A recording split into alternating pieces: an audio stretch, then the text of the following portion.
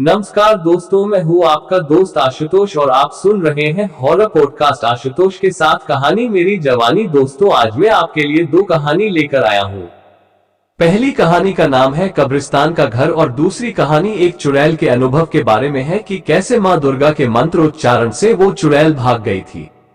तो आइए बिना देरी किए आज की पहली कहानी सुनते हैं। मेरे दादाजी अक्सर कहा करते थे कि कब्रिस्तान के रास्ते अंधेरी दुनिया से जुड़े होते हैं।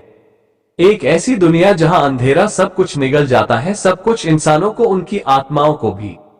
बचपन में हम जहां रहा करते थे वो हमारा घर कब्रिस्तान से बस कुछ कदमों की दूरी पर था। दूरी इतनी कि कोई पुकारे तो भी सुनाई दे। माँ कहती थी कि दादाजी यहाँ रहकर पागल हो गए हैं, पर पिताजी उन्हें अच्छे से जानते थे। उनका कहना था कि दादाजी को वहां कमरे में रहने वाले लोगों की आवाजें आती है, उनकी पुकार सुनाई देती है, और इसलिए हमें कब्रिस्तान के आसपास खेलने से मना करते थे। दादाजी जब कभी कब्रिस्तान के बारे में बात करते तो वो मुझे बताते थे कि कब्रिस्तान में सिर्फ आत्माएं नहीं रहती, एक शैतान रहता है जो उनको चलाता है, उनको काबू करता है।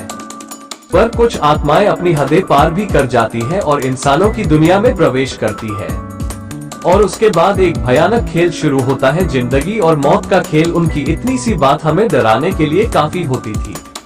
माँ फिर दादाजी को डांटती थी, उन पर चिल्लाती थी कि बच्चों से ऐसी बातें नहीं करते, बच्चे डर जाते हैं। और दादाजी माँ की इस बात पर जोर जोर से हंसने लगते। उनकी वो हंसी सुनकर कभी कभी मुझे भी लगता कि कहीं वो खुद ही शैतान तो नहीं।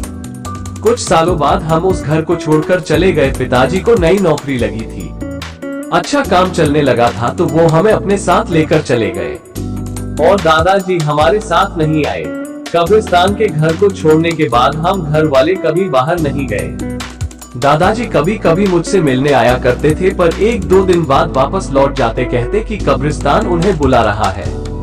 पिताजी को उनकी हर वर्ष चिंता होती थी, पर दादाजी को कोई फर्क ही नहीं पड़ता था। उन्हें बस कब्रिस्तान से लगाव था। कुछ सालों बाद दादाजी का देहांत हो गया। मरते वक्त दादाजी ने बस इतना कहा था कि घर को संभालना, उसका ख्याल रखना, वो घर मुझे किसी ने दिया है, उसे बेचना नहीं, बेचने का विचार भी मन में मत लाना। और पिताजी ने उन्हें वचन तो नहीं दिया, पर बस उनकी हाँ में हाँ मिलाए। आखिरकार दादाजी को भी उसी कब्रिस्तान में दफनाया गया। और ऐसे ही एक रोज, यानी दादाजी की मौत के कुछ 2 महीने बाद, पिताजी ने उस कब्रिस्तान वाले घर को बेचने की इच्छा जाहिर की। मैंने उन्हें ये याद दिलाया कि दादाजी ने उस घर को बेचने से मना किया है, तो आप क्यों बेचना चाहते हैं। उन्होंने मुझे समझाया कि वैसे भी हम बाहर रहने वाले हैं, ऊपर से उस मकान को कोई खरीदेगा भी नहीं, और जो कोई खरीदेगा उससे जो कुछ थोड़े पैसे मिलेंगे, उन पैसों में कुछ पैसे जोड़कर हम एक नया घर खरीद लेंगे। हमारी थोड़ी तकलीफ तो कम हो जाएगी। मैं पिताजी की बात से सहमत था। वो घर भले ही अच्छा था, लेकिन वो मुझे बचपन की याद दिलाता था, एक ऐसा बचपन जो मैंने वहाँ दर दर कर गुजारा था। मुझे कभी कोई बुरा एहसास तो नहीं हुआ था, पर वहाँ का माहौल, वहाँ के लोगों की बातें और दादाजी की डरावनी कहानियाँ और उनकी वो डरावनी हंसी, यह सब मुझे डराने के लिए काफी होता था। कब्रिस्तान के डर से मेरे दोस्त भी मेरे साथ खेलने नहीं आते थे। उस जगह हमेशा एक अकेलापन, एक खालीपन महसूस होता था। शाम होने के बाद तो ऐसा लगता कि हम इस दुनिया के ही नहीं हैं। पिताजी ने एक बार मुझे बताया था कि जब दादाजी जवान थे तब वो कब्रिस्तान में कब्र खोदा करते थे, उसी से उनका गुजारा होता था। उन्हें ठीक से पता नहीं, पर किसी ने उन्हें वो घर बनवा कर दिया था, पर किसने वो आज तक किसी को नहीं पता, किसी को भी नहीं।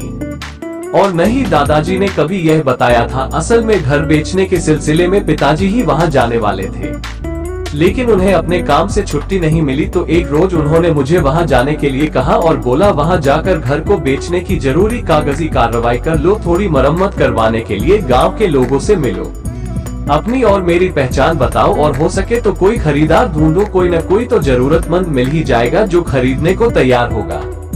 मैंने उन्हें हाँ कहा और अगले दिन सुबह ही घर से निकल गया। सरकारी बस से 3 से 4 घंटे का सफर कर मैं दोपहर की कड़कती धूप में अपने पुराने गांव पहुंचा। इस कड़कती धूप में वहां के तपती जमीन पर मेरे पसीने छूट रहे थे। चलते चलते मेरी हालत खराब हो गई, मुझे बहुत प्यास लगी थी। मैं वहां पहुंचा और बैग से चाबी निकालकर घर का दरवाजा खुला। थोड़ी बहुत सीलन की बदबू आ रही थी, लेकिन घर के अंदर एकदम साफ था। कहीं कोई कचरा नहीं, नहीं कोई धूल, नहीं कोई मकड़ी की जाली और ना ही कोई गंदगी। उसे देख लग रहा था मानो अभी वहाँ कोई रहता है। थोड़ी बहुत जो घर में चीजें थी वो भी अपनी अपनी जगह पर थी। मैं हैरान था कि दादाजी की मौत को 2 महीने बीत चुके हैं। पूरा घर अभी अच्छा है, साफ सुथरा है। मैं इस बात से ज्यादा खुश था कि मुझे वहाँ कोई सफाई नहीं करनी थी। मैंने वहीं दादाजी की पुरानी लकड़ी की खाट से चादर हटाई और वहीं पास अपना बैग रखकर वापस गांव चला गया। गांव जाकर मैंने लोगों से बात की, उन्हें अपनी पहचान बताई और उन्हें पिताजी और घर को बेचने के बारे में बताया, पर लोग दादाजी को लेकर ही बात करते थे। वहां हमारी पहचान हमसे ज्यादा दादाजी से थी। लोग उस घर को खरीदने के बाद से ही डरते थे और मुझे भी समझाते थे कि उस घर को भूल जाओ, कोई नहीं खरीदेगा। दादाजी खुद उसे बेचना नहीं चाहते थे और यह उनकी इच्छा के खिलाफ है। दादा की इच्छा पूरे गांव वालों को पता थी, पर फिर भी मैंने गांव के सरपंच और जानकार लोगों से बात की और अपनी अर्जी दे दी। रात यहाँ मानकर खाना वगैरह खाकर मैं वापस कब्रिस्तान वाले घर आ गया। गांव से दूर एक अकेला घर, सुनसान और अंधेरे से अपना नाता जोड़ता हुआ मैं धुंधले अंधेरे में पगडंडी के रास्ते से होते हुए घर के रास्ते पर चल रहा था। आसमान में चांद हल्की सफेद रोशनी बिखेर रहा था। झींगुरों की आवाज गहरे सन्नाटे को और उजागर कर रही थी। घर के आगे कब्रिस्तान था, पर मैं अपनी नजरें झुकाए उस रास्ते को काटे जा रहा था। घर के सामने एक पेड़ था, एक बड़ा पीपल का पेड़, जहां दादाजी अक्सर अपनी खाट पर सोए रहते थे। दिन रात वहीं पड़े रहते थे। दादाजी बहुत कम ही घर के अंदर आते थे। वो जगह ही उनका घर था। वहीं पर बैठकर मुझे भूतों की कहानियां सुनाया करते और जब मैं डर जाता तो मुझे देख जोर जोर से हंसने लगते। उनकी हंसी की आवाज अंधेरे में रात के गहरे शांत वातावरण में किसी शैतान की हंसी जैसी लगती थी। बचपन की एक बात मुझे आज भी याद है। एक रात की बात है। उस रात मेरी माँ गाँव में गई थी। कोई औरत को बच्चा होने वाला था। पिताजी भी घर पर नहीं थे और मैं दादाजी के साथ अकेला था। मैं उनकी खाट पर ही बैठा था और उस पल दादाजी बहुत शांत थे। वो बस कब्रिस्तान की ओर मुंह कर लेटे पड़े थे। मैंने भी कब्रिस्तान के अंधेरे में देखते हुए उनसे पूछा, दादाजी आज आप उदास क्यों हैं? कोई बात क्यों नहीं करते? कोई कहानी सुना दीजिए, कोई शैतान की कहानी। उन्होंने कोई जवाब नहीं दिया। दादाजी, क्या आप शैतान को मानते हैं? माँ तो कहती है कि शैतान ये भूत प्रेत कुछ नहीं होता। उन्होंने मेरी उस बात का एक बहुत ही अजीब सा जवाब दिया। क्या तुम्हें पता है कि उजाले को, रोशनी को अपना अस्तित्व सिद्ध करना पड़ता है। उसे बताना पड़ता है कि मैं हूँ, लेकिन अंधेरे को नहीं। अंधेरे में भले ही कोई ऊर्जा नहीं है और वो है हर जगह जहाँ रोशनी नहीं है। प्रकाश की ऊर्जा नहीं है, ठीक वैसे ही शैतान बसता है हर जगह, हर कोने में। जहाँ ऊर्जा नहीं है उसी वक्त हमें दूर कहीं से एक चीख सुनाई दी। उस अंधेरे में गहरे सन्नाटे को चीरती हुई वो चीख वहाँ के वातावरण में घुल गई। दादाजी एकदम से अपनी जगह से उठ खड़े हो गए और उठकर उन्होंने वहाँ पड़ा कुदाल फावड़ा उठा लिया और फिर वो कब्रिस्तान की ओर चल पड़े। क्या हुआ दादाजी? अंधेरे ने पुकारा है। क्या तुम यहीं बैठे रहो, लोग आते ही होंगे। इतना बोलकर वो वहाँ से चले गए। कुछ कदम दूर जाते ही वो भी अंधेरे में घुलते चले गए। उनके जाने के कुछ ही देर बाद मैंने देखा कि गांव की ओर से गांव वालों का झुंड आ रहा था। वो चुपचाप कब्रिस्तान की ओर चले गए। माँ भी उनके पीछे पीछे चली गई। जब माँ घर आ गई तो मैंने माँ से पूछा, माँ क्या हुआ है? उसने पहले तो मेरी बात का कोई जवाब नहीं दिया, मुझे बताने से मना किया। फिर मैंने जिद पकड़ ली और तब जाकर उसने बताया कि एक औरत का बच्चा जन्म लेते ही मर गया है। लोग उसी को लेकर जा रहे हैं। मैं हैरान था कि दादाजी को कैसे पता चला। चीख तो बस इशारा थी, लेकिन इसके बाद भी कई बार ऐसा हुआ था कि गांव से आई चीख पुकार को सुनकर वो कब्रिस्तान को चले जाते थे। और कभी कभी तो ऐसा भी होता था जैसे उन्हें पहले से ही पता होता था कि कौन मरने वाला है। और फिर चलते चलते मैं उसी पेड़ के पास पहुंचा, उस बड़े पीपल के पेड़ के पास, पर मैं वहां रुका नहीं। सीधे घर के पास चला गया, दरवाजा खोला और अंदर कमरे में जाकर खाट पर लेट गया। वक्त का कुछ पता नहीं था। मेरे पास कोई घड़ी नहीं थी। मैं अपनी आंखें बंद कर लेटा रहा। मुझे गर्मी होने लगी तो मैंने कमरे की खिड़की खोल दी और जाकर फिर से सो गया। सोचा कि कल थोड़ा कुछ काम कर यहाँ से वापस लौट जाऊंगा। उस वक्त मेरी आंखें बंद थी, पर मैं जाग रहा था। मन ही मन में कुछ सोच रहा था, हिसाब कर रहा था। और तब मैंने एक आवाज सुनी। मैंने झट से अपनी आंखें खोलकर देखा, वहां कोई नहीं था। कुछ पल के लिए लगा कि किसी ने मुझे आवाज दी है, पर मैंने फिर से अपनी आंखें बंद की और आंखें बंद करते ही लग रहा था जैसे कोई मेरे आसपास घूम रहा है। समझ नहीं आया क्या इस बार मैंने वो आवाज साफ साफ सुनी। मैं एकदम से उठकर बैठ गया। खिड़की से आती चांद की रोशनी में कुछ साफ दिखाई नहीं दे रहा था, इसलिए मैं टॉर्च लेकर घर में यहाँ वहाँ देखने लगा। मुझे पहली बार लगा था कि शायद मेरा वहम होगा, पर इस बार मैंने सच में आवाज सुनी थी। मैंने खिड़की से बाहर झांक कर देखा, पर वहाँ भी कुछ नहीं था। पता नहीं क्यों मुझे बार बार ऐसा लग रहा था जैसे मेरे आसपास कोई है। अब मुझे थोड़ा डर लगने लगा। शायद बचपन में सुनी भूतों की कहानियां मेरे दिमाग में अभी ताजा थी। उससे हर वक्त यह एहसास होता था मेरे पीछे बहुत सारे लोग खड़े हैं जो मुझे घूर रहे हैं। उनकी परछाई मुझे घर के कोने से दिखाई पड़ रही थी, पर मैं जैसे ही उन्हें देखने की कोशिश करता या पीछे मुड़कर देखता, पलक झपकते ही वो वहां से गायब हो जाती। मैंने बैग को वहीं छोड़ दिया और स्वयं को लेकर वहां से जाने का निर्णय लिया। मैं घर से बाहर गया और बाहर से ताला लगा दिया और तेजी से गांव के रास्ते पर चलने लगा। कुछ अब भी वही एहसास हो रहा था। लग रहा था जैसे घर के बाहर कई सारे लोग खड़े हैं और मुझे देख रहे हैं। उस एहसास से मैं और तेजी से चलने लगा। मैं वापस गांव पहुंचा तो चलते चलते रास्ते में मैं एक आदमी से टकरा गया। कौन है भाई? उसने बोला। थोड़ा आराम से चलो, मैंने थोड़ा घबराते हुए बोला। मैं इसी गांव का रहने वाला हूँ, उसने सवालिया निशान से मुझे बोला। इसी गांव से मैं भी हूँ और पिछले 25 सालों से यहाँ रह रहा हूँ। आपको तो कभी नहीं देखा। फिर मैंने खुलासा करते हुए बताया। अब यहाँ नहीं रहता, बचपन में रहता था। वो कब्रिस्तान के घर को बेचना था। तो उसने मेरी बात को तोड़ते हुए कहा, विशाल? नहीं विशाल, मैं भी हैरान रह गया। जी हाँ, आपको पहचाना नहीं मैंने। उसने अपनी साइकिल वहीं खड़ी कर मुझे अपने गले लगा लिया और कहा, मैं साहिल हूँ, तुम्हारा दोस्त साहिल। हम बचपन में तुम्हारे घर के पीछे खेला करते थे। उसने अपनी पहचान बताई और मेरा सारा दर्द दूर भाग गया। वो आदमी मेरा ही दोस्त निकला। जाने अनजाने में हम दोनों दोस्तों की मुलाकात हो गई थी। मैंने चलते चलते ही उसे कब्रिस्तान के घर को बेचने के बारे में और अपने बारे में बताया। मुझे वो उसके घर ले गया जहाँ पर उसकी बीवी और एक बच्चा था। घर में जाते ही मैंने उसे पूछा, बाबा कहीं दिखाई नहीं दे रहे? उसने मुझे मुस्कुराकर जवाब दिया, वो उसी कब्रिस्तान में है जहाँ से तुम आए हो। कुछ फॉर्मेलिटीज की। मैंने उसके साथ खाना खाया और कुछ बातें की और फिर हम दोनों उसी के आंगन में बातें करते करते खाट पर सो गए। सुबह उठते ही मैं सीधा अपनी कब्रिस्तान वाले घर गया। मेरे सारे कपड़े, सारा सामान वहीं पर था। वहां जाकर दरवाजा खोला और देखा तो घर एकदम साफ सुथरा था।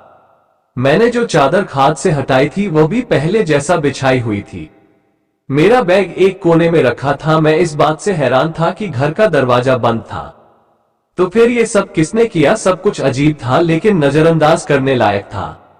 मैंने अपने बैग से कुछ जरूरी सामान लिया और वापस साहिल के घर चला गया। उसी के साथ नदी पर नहाकर आया, उसी के घर नाश्ता किया और अपने काम के लिए निकल पड़ा। सबसे जरूरी काम था कि मुझे तहसील कार्यालय और जिला कार्यालय में जाकर घर के कुछ कागजात निकलवाने थे।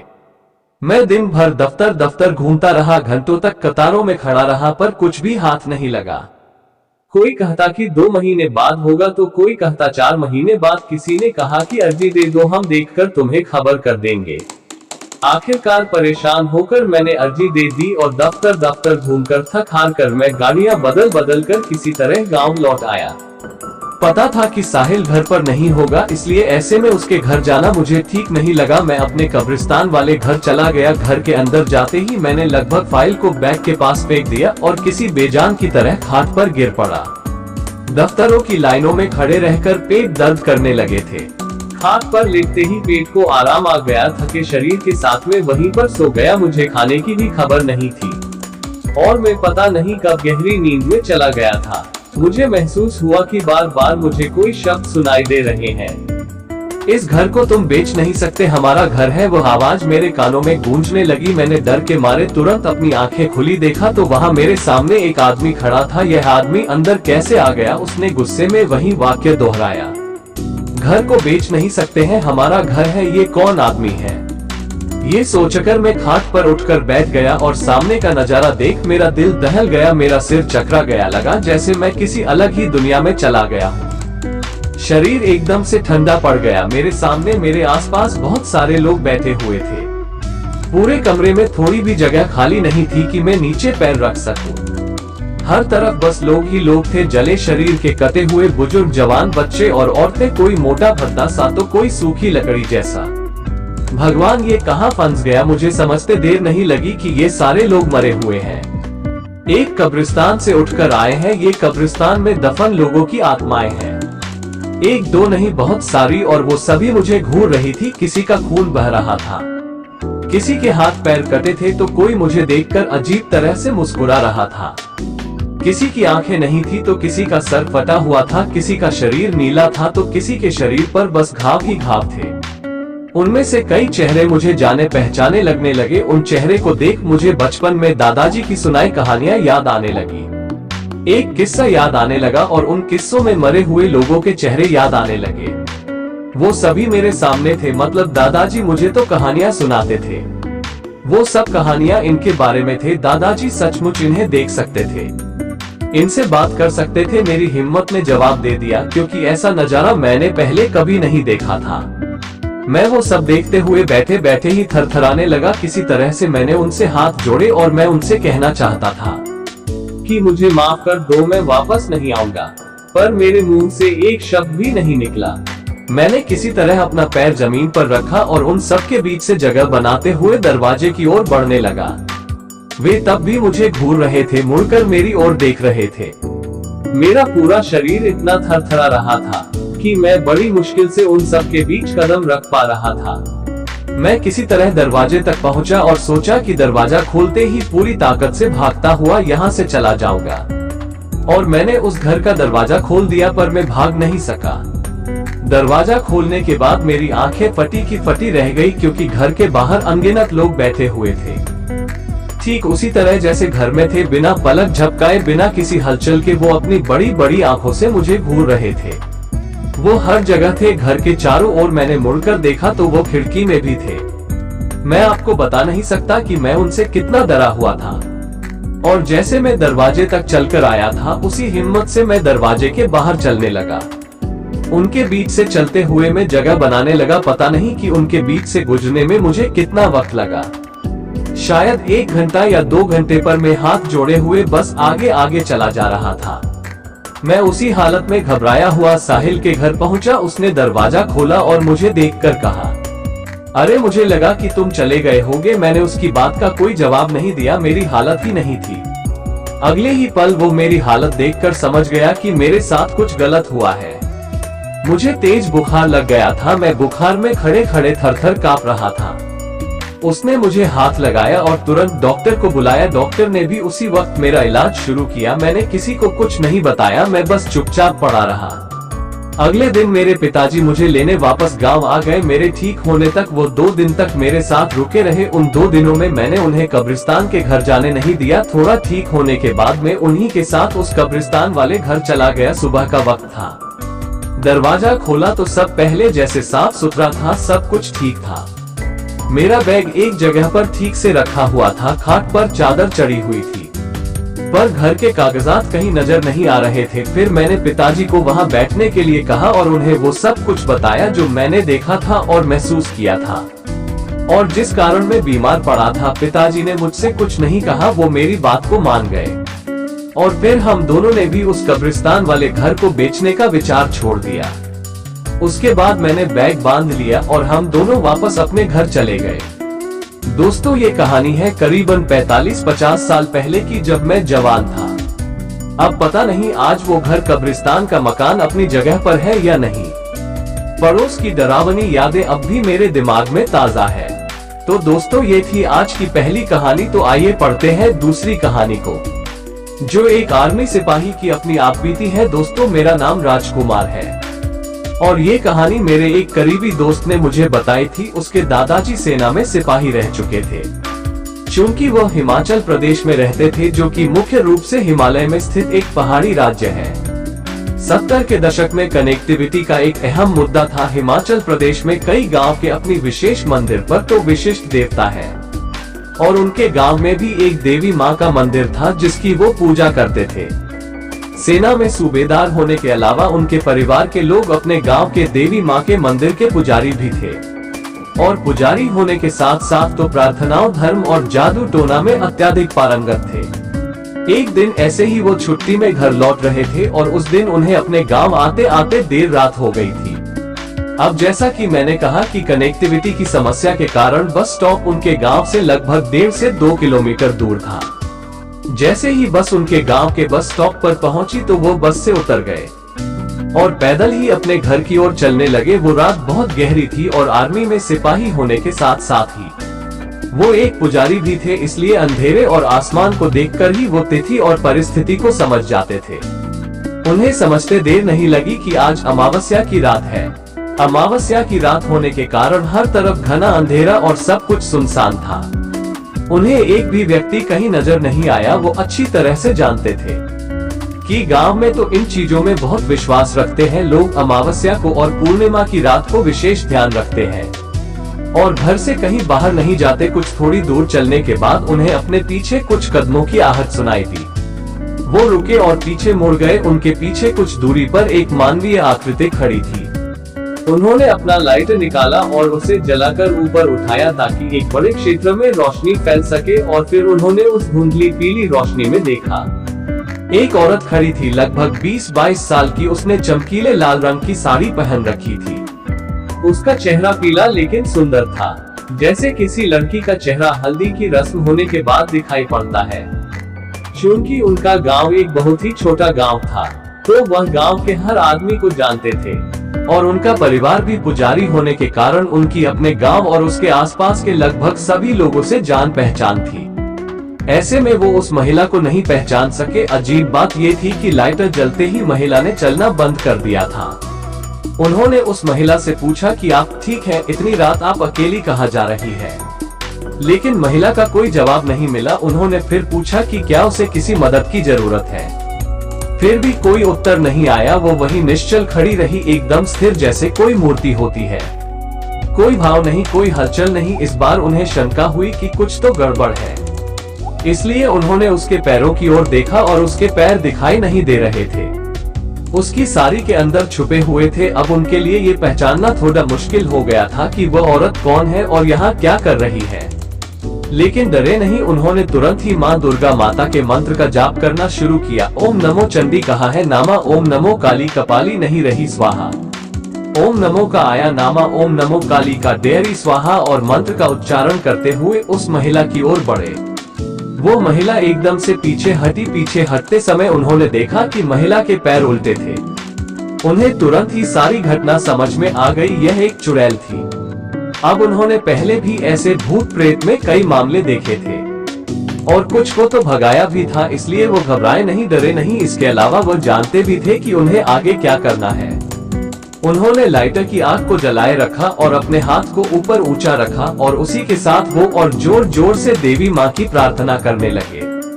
उनकी वो प्रार्थना सुनकर चुड़ैल हकलाने लगी और पीछे हटो लड़खड़ाने लगी। फिर भी वो दादाजी आगे बढ़ते रहे। फिर एकदम से चुड़ैल तेजी से सरकती हुई अचानक अंधेरे में कहीं गायब हो गई। हाँ, उसकी बस दूर जाते हुए चीख सुनाई दी। सब कुछ पहले जैसा शांत हो गया और वो फिर से मंत्र उच्चारण करते हुए आगे चलने लगे। लेकिन लाइटर जलता रहा और पूरे समय प्रार्थना भी जारी थी। आखिरकार वह अपने गांव की सीमा पर पहुंचे, जहां माता का मंदिर था, जो कि गांव के किनारे पर था।